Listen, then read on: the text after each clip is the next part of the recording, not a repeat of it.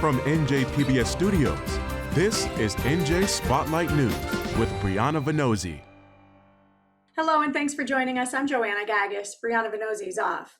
Coming up, whether you're a kid age 1 to 92 years young, we look at the health benefits of the arts for all ages with the help of the New Jersey Performing Arts Center.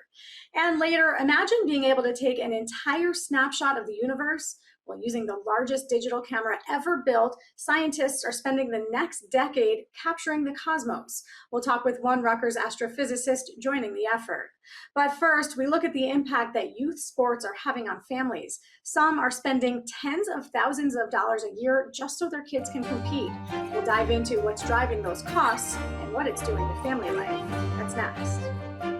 Major funding for NJ Spotlight News is provided in part by NJM Insurance Group, serving the insurance needs of residents and businesses for more than 100 years. If you have a child who plays sports, you've probably experienced the shift that's been happening in youth sports recently. What used to be a hobby that teaches kids some great life skills has now turned into a crushing rat race of private coaching, club team competitions, and a year-round commitment to any individual sport just so your kid can stay competitive. NJ.com sports reporter Steve Politi recently took a deep dive into the issue to see what toll all of this is having on families, both emotionally and financially. Steve, great to have you with us. This is really an important topic that I know touches so many families. You call it the sports industrial complex. What do you mean by that?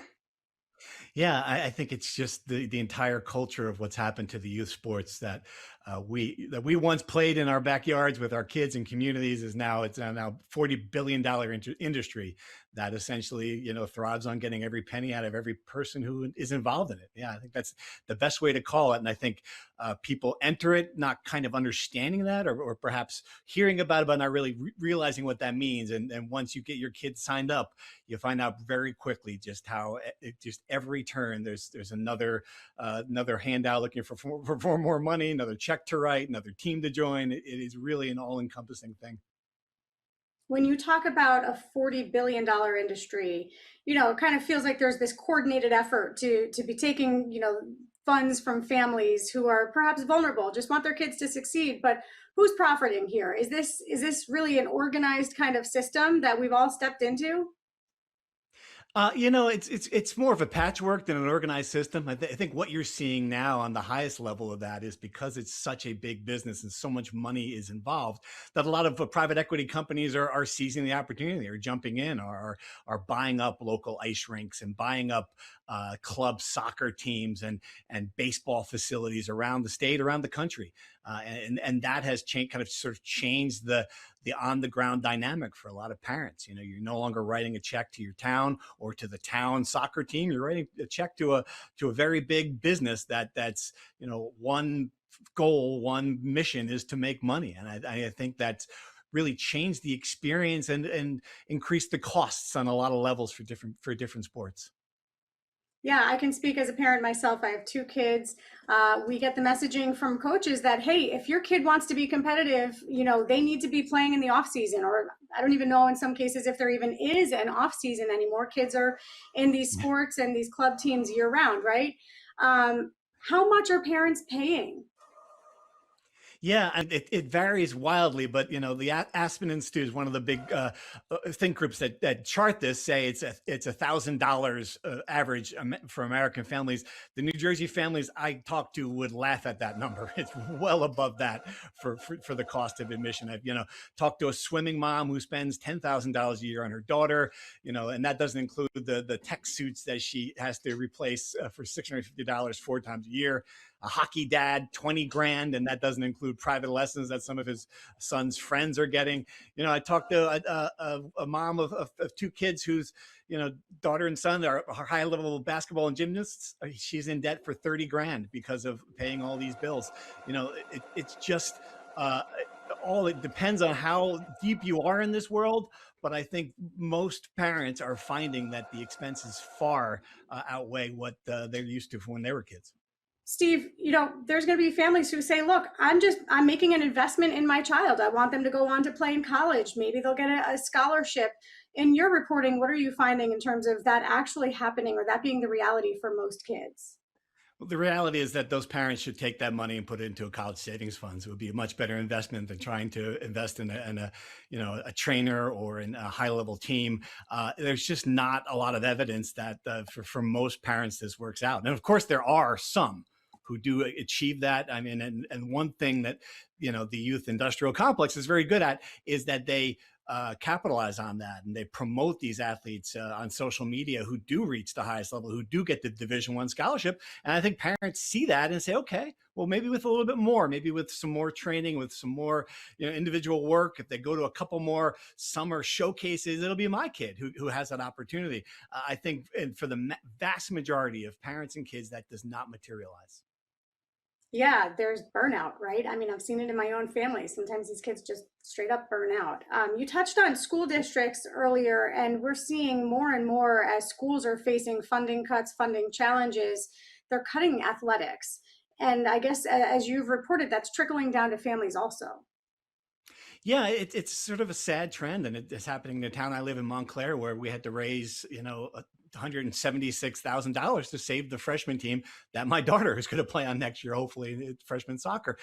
And it just, it's not every town, but there's just been enough of them that if it's certainly a possibility in a lot of places. If the funding is not right, if there's accounting error, something goes wrong, the first thing they go to cross out is often athletics. And I think you're seeing that this has become another way that parents aren't getting those cheaper, even free opportunities for their kids to participate that we got when we were younger. Those are the teams. Yeah. Those are the teams that are often cut first. And I think we've also seen that with rec sports in a lot of communities. When the Great Recession hit in 2008, those were the first programs to go. Those lower cost opportunities for people to get involved, and it's the for-profit teams that sort of stepped in and took over. Yeah. It's hard to consider what it would even look like to put this genie back in the bottle. But I know U.S. Senator Cory Booker has chimed in on this, and he's calling on Congress to take action to help. What is he asking for? Yeah, it's very interesting. Him and Chris Murphy in Connecticut. Of course, Cory Booker himself, a great athlete. He talked about how it really shaped him growing up on the fields of Bergen County to playing high school football in New Jersey. I think he wants to get the private equity money out of the equation. And that's the key tenet of what's happening here. Wants to get rid of things like pay for play, where you'll go to a tournament and the parents will have to stay at a certain hotel in order to participate in the event. He's trying to get rid of these predatory actions that have just become part of the experience for youth sports for a lot of people. Whether or not that legislation is successful, it remains to be seen. But certainly there are a lot of people who are looking at this in Washington as not only an issue that that they think they can solve, but one that really there's no right, left, red, blue. This is something that the vast majority of people agree on that has to change. Yeah. No political party is impacted one over the other in this case. It's families everywhere. Thank you. Great reporting. Steve Politi, sports reporter and columnist for NJ.com. We appreciate it. Thank you very much. During the summer months, many of us take the opportunity to engage in the arts in some way, seeing a concert, visiting a museum, maybe even taking a night out dancing. Well, it turns out that participating in the arts is actually good for your health. And the New Jersey Performing Arts Center in Newark is offering many ways for you to experience the arts this summer, from their Thursday evening outdoor performances to classes during the week. I recently spoke to NJ PAC's Senior Vice President, Sherry Ann Butterfield, about all they're offering to bring the arts into the community. Sherry Ann, it's so great to talk to you. Can you tell us about some of the summer offerings at NJ PAC? Would love to. And thank you for having me. We're just really excited to talk about what's going on at NJ PAC. And so there's lots of things going on. The first thing we want to talk about are the summer camps that we're having in our arts education program. We are having camps for numerous activities for numerous students. And one is our Milt Hinton Institute for Studio Bass. And that's happening at Drew University starting on Sunday. And it's a week-long intensive camp that's being taught by classical and amazing artists, bassists, professional bassists. Our second camp is our TD Jazz for Teens camp. That is being held at Rutgers University Newark. And that is also a week-long intensive for our lovers of jazz. And that is also being taught by some really top professionals in jazz. And then thirdly, We have 2 camps that are split up for ages 9 through 18 for our youth who just want to be creative and explore different kind of artistry, whether it's musical theater or acting or singing and all kinds of vocals. And so we're just really excited about those camps. The other What we're summer programs seeing, that we're let me jump in there because what we're seeing is sure. images of the Ailey camp in Newark. And I know that this year is actually the 15th year of that program. I've had the chance to go and watch some of these students myself, and it's just fantastic. Tell us a bit about Ailey and why this 15-year program has been so successful. It has been successful because, as you saw in the clip, the young people just light up with Ailey. The instructors are amazing. The partnership with Alvin Ailey Dance Company has been just phenomenal over the years. They come every year and do performances that particular Mother's Day weekend that sells out, and the kids and the community just wrap their arms around this program. On Ailey, we have Ailey Day where communities come in for all day, people of all abilities and just enthusiasm and passion for the work come in and dance with Alvin Ailey instructors. And it's so important to provide access to dance and movement and music to our young people and our community at large. And so we will continue to do that. That is the beauty of the work that we do at NJ PAC, is really providing access to the arts for positive impact on community. Sherry Ann, I think you were about to tell us about one more program when I jumped in there. I don't want to cut you off. No worries. I would say the other summer program that we're doing, which is really huge, is our North to Shore Festival Welcomes the World. And so it is the way in which we have summer programming and summer concert series in Newark, Asbury Park, and Atlantic City. And so we've had large main stage acts like Sublime and Janelle Monáe and James Taylor, along with community events that feature local artists and local arts organizations, and really wrapping our arms around the ways in which artistry of all forms and types and sizes needs to be celebrated. And so while you can go to a huge concert, you can also go to a block party that is having soccer activations and kids running around and just celebrating being outside and cheering for their favorite teams all at the same time.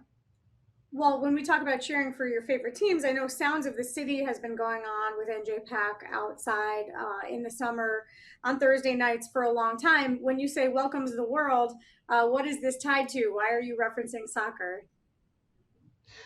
Because we are in the midst of World Cup. And so the reference to soccer, we know soccer brings people together just like music and art does. And so putting those together is a beautiful thing. And so as we've had people outside dancing for Sounds of the City, we also have soccer activations. We have young people who are playing. We have a green on campus now, on NJ PAC campus. And just last night, there were kids playing soccer on that green. And so the ways in which you can really combine sports and the arts is one of the things that we have really been doing this summer, and just excited to continue to do it. It brings people of different cultures, families, and it's always just a wonderful thing to see when you can bring people of different ages and abilities and thoughts. And it doesn't matter what your belief systems are, but you'll come together for sports and for the arts. And we just love that. It is a great equalizer. Absolutely. There's some interesting data about the arts and its impact on longevity, on wellness.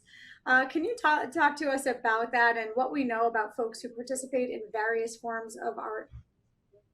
Absolutely. One of the things that we have been doing, particularly in social impact at NJ PAC, is really letting folks know things that we've instinctively known our entire lives, that we feel better when we engage in the arts. But there's actually scientific data behind that. For example, that there's been evidence and data that shows that engaging in the arts 1 to 2 times a month has the same protective health value as working out 1 to 2 hours a week. Now, it is not an either or situation, but that just tells you what the arts does for our physiology, for our mental health, for our emotional health, and why we should continue to engage in the arts. And it's a lifelong process. We know that it reduces time to coming out of anesthesia if you listen to music as you're going into surgery. We know that folks who engage in the tango have younger brains than those who don't. And so once you know that information, we should really be engaging in the arts intentionally and really thinking about how we not just talk about it, fund it, and think about how we need to merge it more intentionally with health systems. When you say engage in the arts, is that drawing? Is that playing music? Is it dancing? What is it? What does it have to be? It's all of the above. It can be any form of art. It can be poetry. It can be dancing. It can be singing. It can be playing your favorite instrument.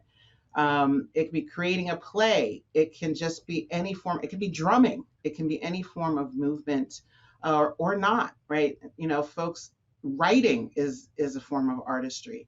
And so the ways in which we continue and need to continue to encourage people to continue to practice that, it brings them joy, and what joy does to our bodies, right? It lowers instances of depression and loneliness, which we know are huge in our communities globally, not just nationally. And so the way we need to continue to remind people to engage in the arts, particularly as folks get older, it's not just about living longer, but it's how you're living. What's your quality of life? What's your quality of health?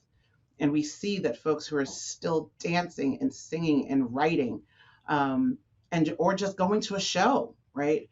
It just makes them feel better. It makes them feel connected. It makes them think about, wanting to continue to live life in very positive ways because I get to engage in the arts. And of course, all of these programs through the summer engage our young people so that you get them hooked and get them involved in the arts young, and maybe they'll be lifelong participants. Sherry Ann Butterfield, Absolutely. Senior VP of Social Impact at NJ PAC, the New Jersey Performing Arts Center. Thank you so much. Thank you. Thank you for having me. Do you ever wonder if we're alone in the universe or if there's more out there? Well, a new study is capturing images of the southern sky through a massive new camera, giving us never before seen images into the beyond. Rutgers University is participating in the study, collecting the data and analyzing it. Saurabh Jha is a distinguished professor of physics and astronomy at Rutgers who's helping to make sense of the results, and he recently joined us to share his excitement over the new project. Saurabh Jha, so great to see you on the show. Can you tell us a little bit more about this legacy survey of space and time and what it will accomplish? Yeah, this is going to be a huge revolutionary leap forward in our ability to observe the dynamic universe. So with the Rubin Observatory in Chile, which is a large 6.5-meter diameter telescope, and attached to that telescope is the world's largest digital camera. And it's going to take pictures of the sky unlike we've ever seen before. With such a wide field of view, it can go and look at basically the whole sky in just a period of a few days, taking point after point after point. And then after those few days, it's going to go back and do it over and over and over. And so far, our views of the sky have really been images. You've seen pictures from the James Webb Space Telescope or the Hubble Space Telescope. Those are static images. What the Rubin Observatory and its legacy survey of space and time are going to do is make a movie of the universe. We're going to see the changing dynamic universe over 10 years, getting images over and over of the sky, seeing all the different things that change in the universe. So I'm very excited about that. That's really near and dear to my own research. I'm curious, is there anything you're looking for in particular when it comes to changes, when it comes to this dynamic universe? Yeah, for me, my research is to study exploding stars, what we call supernovae. So these are stars at the end of their lives, and some of them, not all, some of them explode. And we can see those stellar explosions halfway across the universe. And so far, over the past decades, we've observed thousands of these exploding stars. And with the Rubin Observatory, over its 10-year survey, we're going to observe millions of exploding stars. So for me, that's the research that I'm most excited with, study those stars and how they explode. And the other thing about those is those exploding stars can tell us about things we don't see. So one of the big discoveries that we've made over the last decades and in astronomy is the idea that most of the universe is dark. Most of the universe is stuff we can't see. And so you might ask, well, why are we building a telescope for things we can't see? And the reason is that what we see is the effects of those dark components of the universe on the things we can see. So for example, dark matter and dark energy, those are two parts of the universe that we have inferred that must exist out there because of their effects on the things that we can see. And in particular, What is that? I study... Can Yeah, I jump please. in here? What is dark matter? What is dark energy? Just put that into Yeah, we layman's don't know. terms. That's the great question. That's the question. Those are the questions that the Rubin Observatory is going to try and figure out. What are those things?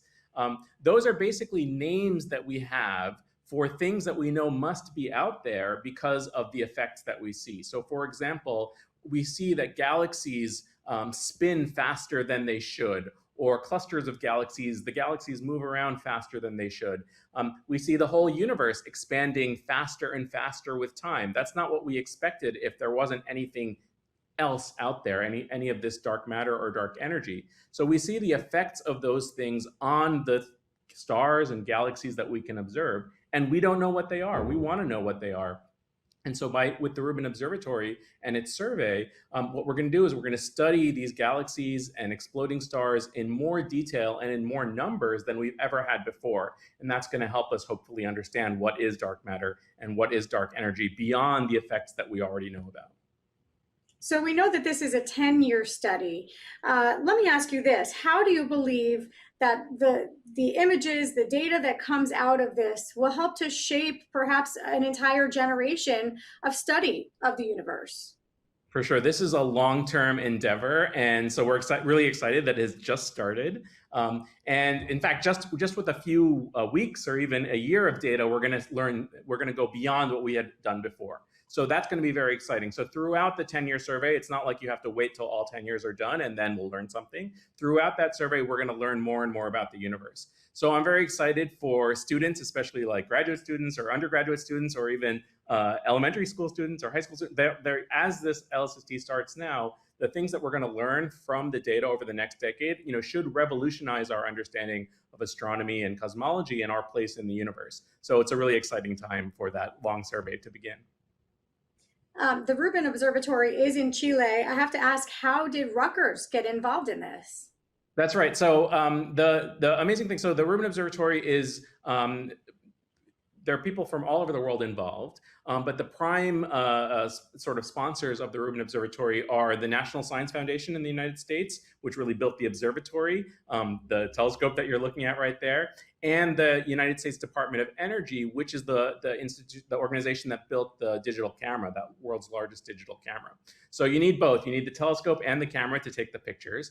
And once that enterprise, basically anyone in the United States or in Chile or other partners around the world can get the data. So at Rutgers, we're very interested in ideas about galaxies and the universe, how the universe has formed, how it's evolved with time, what is dark matter, what is dark energy. So Rutgers astronomers have been involved in planning for Rubin and working on how Rubin is going to observe the universe for a long time. So we're really excited about getting this data, as things get started and seeing what we can see.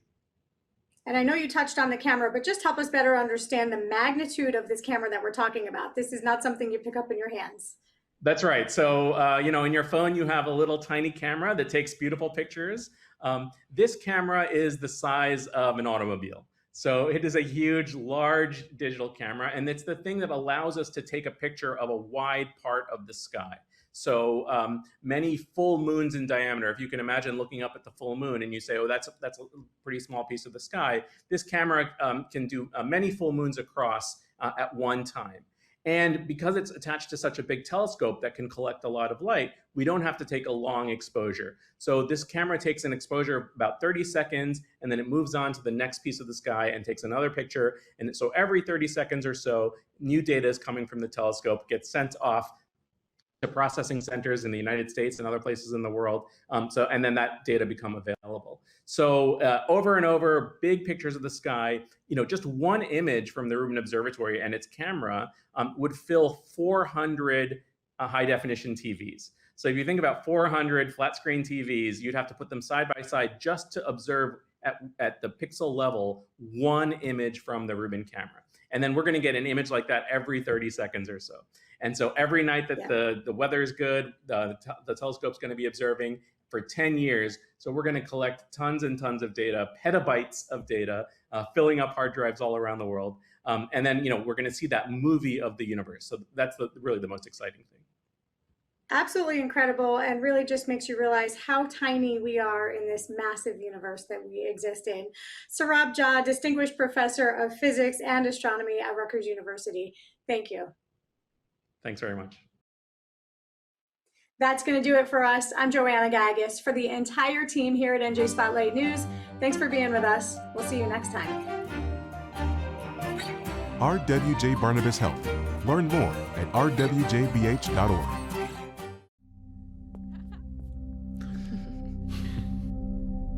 Is that? Wow.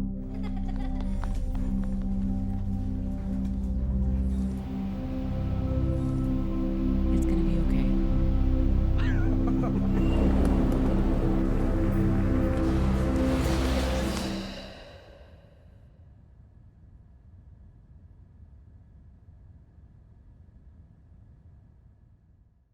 NJM Insurance Group has been serving New Jersey businesses for over a century. As part of the Garden State, we help companies keep their vehicles on the road, employees on the job, and projects on track. Working to protect employees from illness and injury, to keep goods and services moving across the state. We're proud to be part of New Jersey. NJM, we've got New Jersey covered.